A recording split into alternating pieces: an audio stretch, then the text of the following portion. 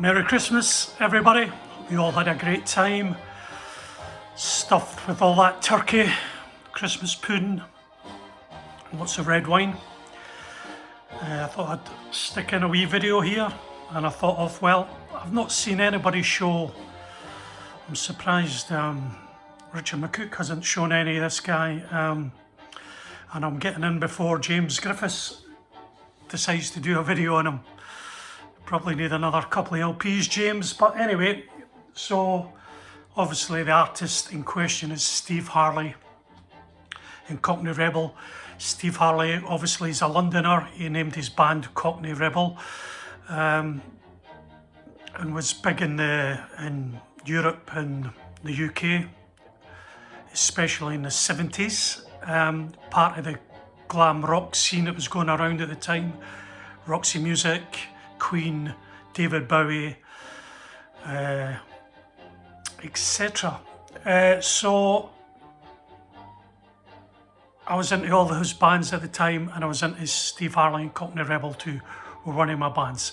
They're probably dated a bit now, like a lot of glam sort of didn't stand the test of time. Steve Harley had polio, as did Ian Dury. Both Londoners had problems with polio. But anyway, really big and influential in the time. Was influenced by Clockwork Orange, Steve Harley, and so he started off the band in 1973, and it was just Cockney Rebel then. And this is their first album. It's the Human Menagerie.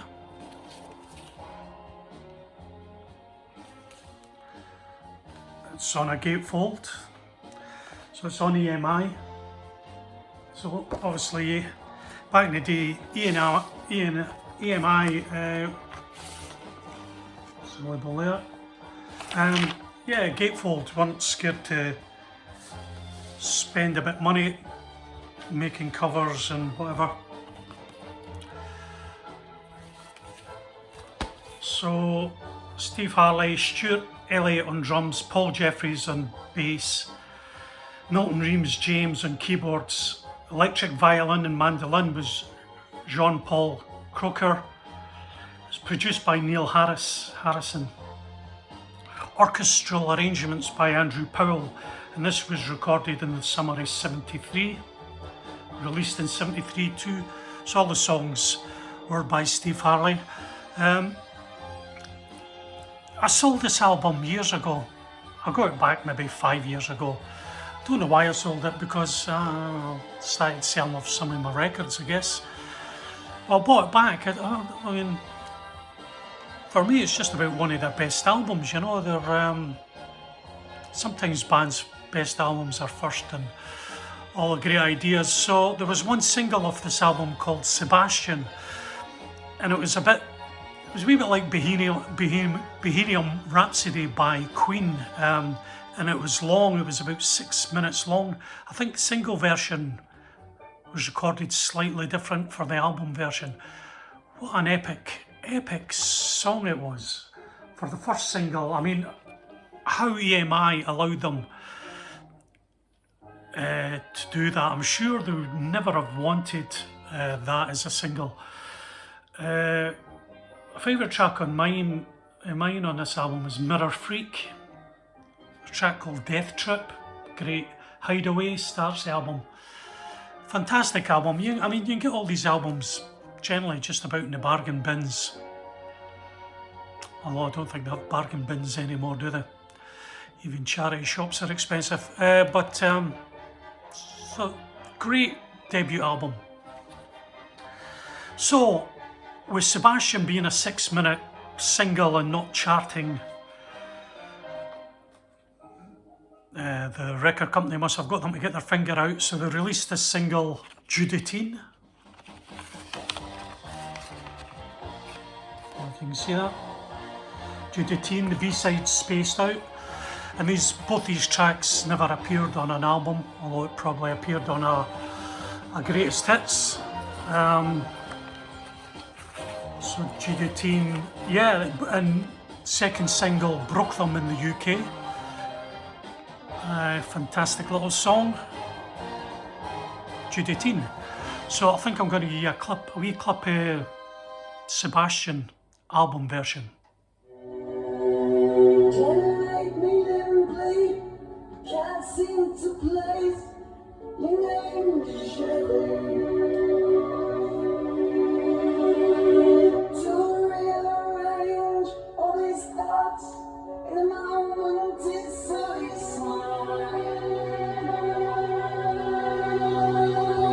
come to a strange place, we'll talk over old times we never smile.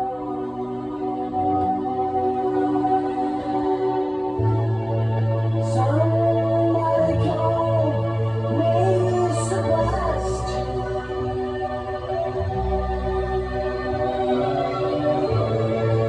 Somebody call me Sebastian.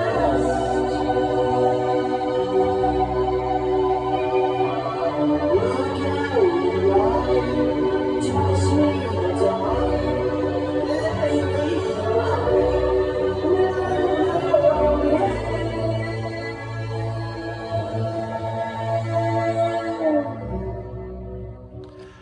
So they came back with this second album, this Psychomodo, in '74. Same band. Andrew Powell again on orchestrations, Mick Rock done the artwork. Just try to see who it was produced by. Anyway, it spanned I mean, back in the day, bands then, they only had like maybe one single. A lot of bands didn't like any singles on their albums, as in Judithine wasn't carried through to this album. The single on this album was Mr. Soft, which again was another big hit for them. Engineers, produced by Steve Harley. That's it. And Alan Parsons co-produced. This is the insert. Now I mind, my mate had this LP. I got it without the insert. So I pleaded with him I gave him 2 singles to get the insert. So I could sing along with the songs, I guess. But yeah, another great album. Bed in the Corner, great track. Tumbling Down became a live favourite. Sweet Dreams starts off the album, and the Psychomodo, another great track. So Cockney Rebel. Then they released another single that appeared on no album. In fact, this single was withdrawn, and it's called Big Big Deal. One for Richard McCook's collection, possibly. Bed in the Corner from the Psychomodo album. Don't know why it was withdrawn. Maybe the record company didn't think it was going to be a hit. Don't know. Maybe appeared in later compilations, I think. So Big Big Deal, another collector's single for Cockney Rebel. So then Steve Harley dropped the name Cockney Rebel, and they became Steve Harley and Cockney Rebel, and released this album. And this was probably their biggest album. The Best Years of Our Lives spanned the 2 singles. You heard the intro, Come Up and See Me, Make Me Smile, and Mr. Raffles, Man It Was Mean. So we have a new band. We have George Ford on bass guitar, Jim Cregan, who went on to Rod Stewart's band, lead guitar for Rod Stewart's band. Stuart Elliott, drums from the original Cockney Rebel, and Duncan McKay, the great keyboard player who went on to other great things and was a bit of a solo artist in his own right. So yeah, this was, I'm assuming it was number 1. Come Up and See Me, Make Me Smile was a number 1 single, and this is what really put Steve Harley up there with UK public. Great album, Panorama, best years of your lives, fantastic. I'll maybe play out at the end. Yeah,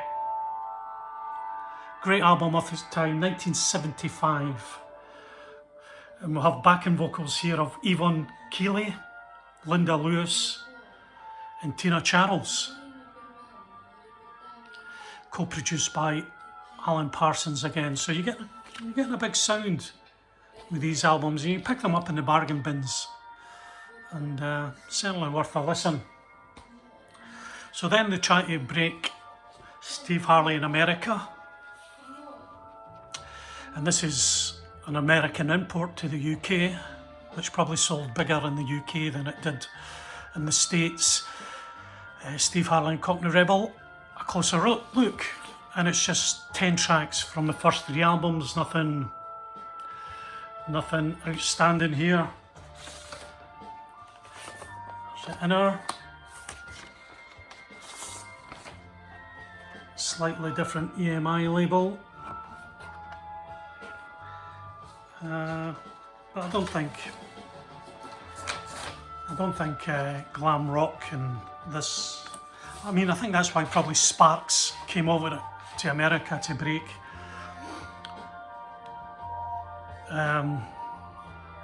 Because it was a bigger market for glam rock style music. So Steve Harley, Cockney Rebel, a best of compilation, US compilation, a closer look.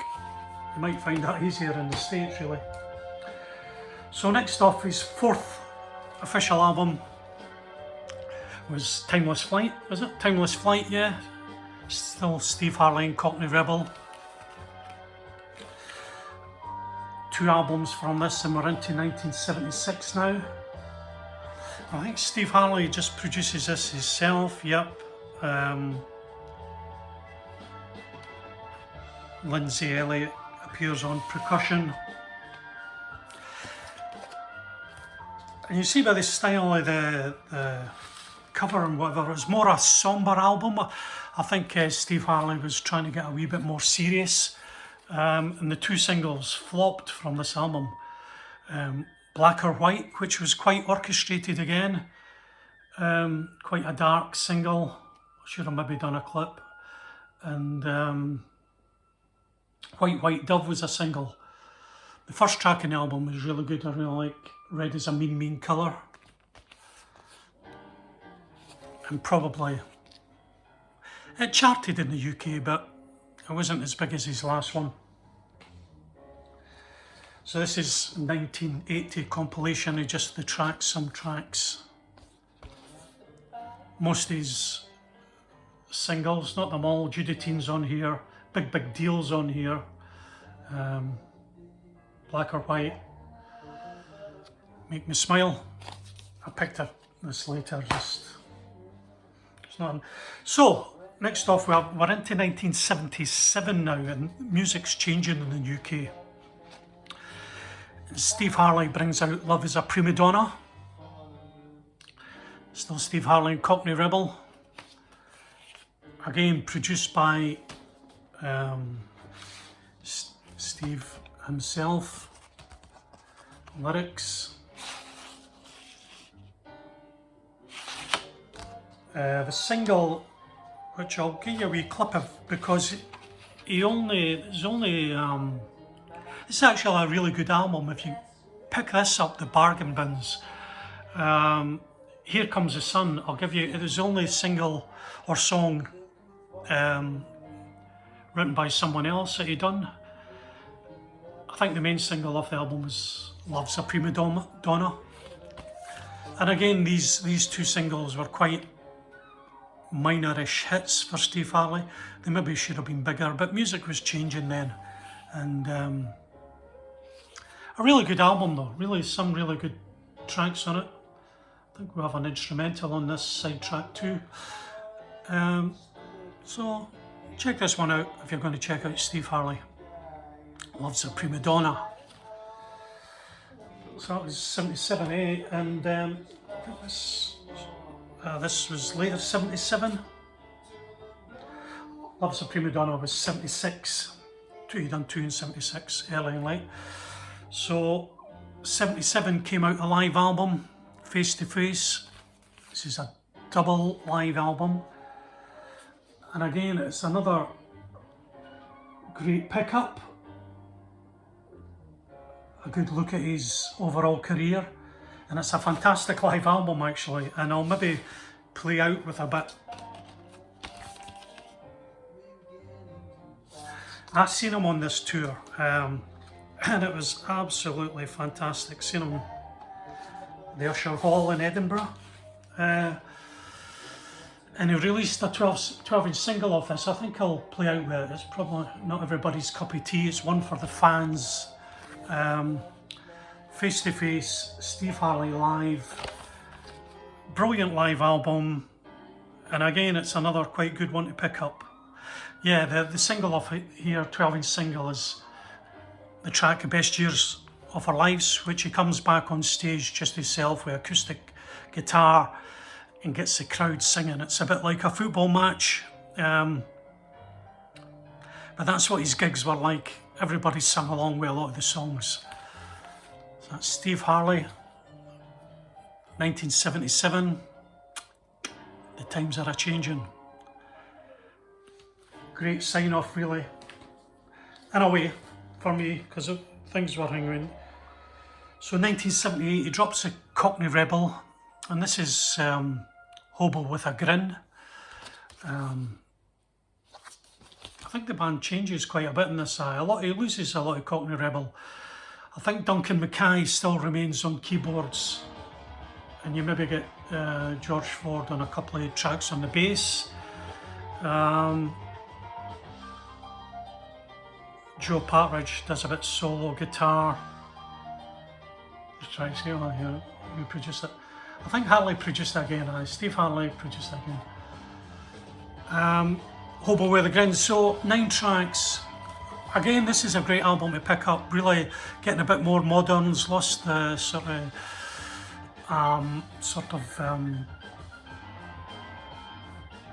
glam rock. And we have the single Roll the Dice on here. Someone's Coming. I'll give you a wee blast of the track America the Brave from here. Good album to get.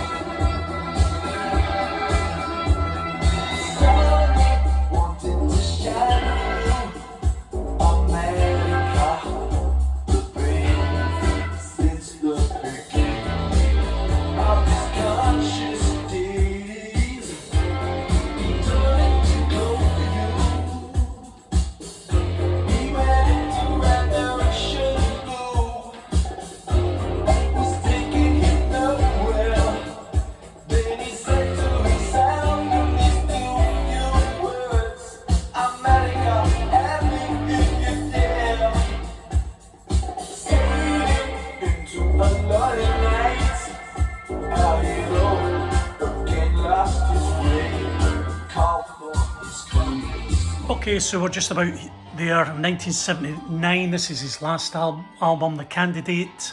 Now I bought the single of this at the time, Freedom's Prisoner, and you know, I didn't buy the album. I picked it up in recent times just to conclude really my Steve Harley collection. Not as good as the last album. Brings in a co-producer here, Jimmy Horowitz. Steve Harley, The Candidate.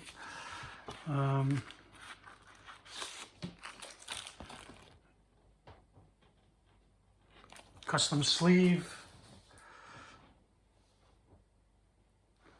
And last but not least, I'll just sign off. This is Duncan McKay, done 3 solo albums. I think Duncan was from South Africa.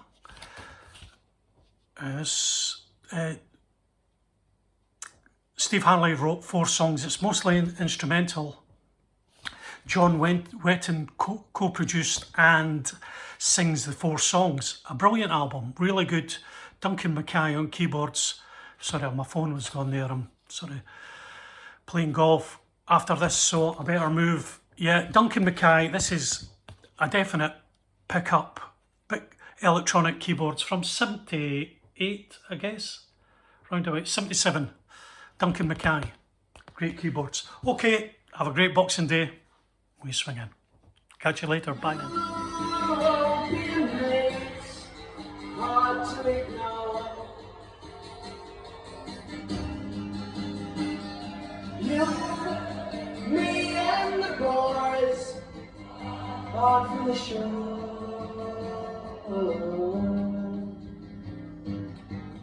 Fresh-faced imbeciles laughing at me. I've been laughing myself. Is that so hard to see? Do I have to spell each letter out? Honestly, if there's no room for laughter, there's no room for me. Me. Ufo.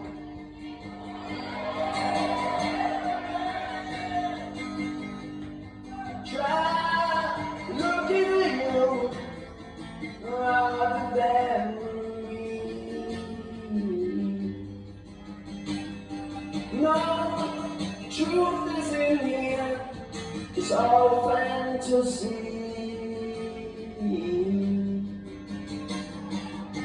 Since the last time we met, I've been through about 7 million changes. That's just a few. The changes all tend to be something to do, but you got to believe that they're all done for you.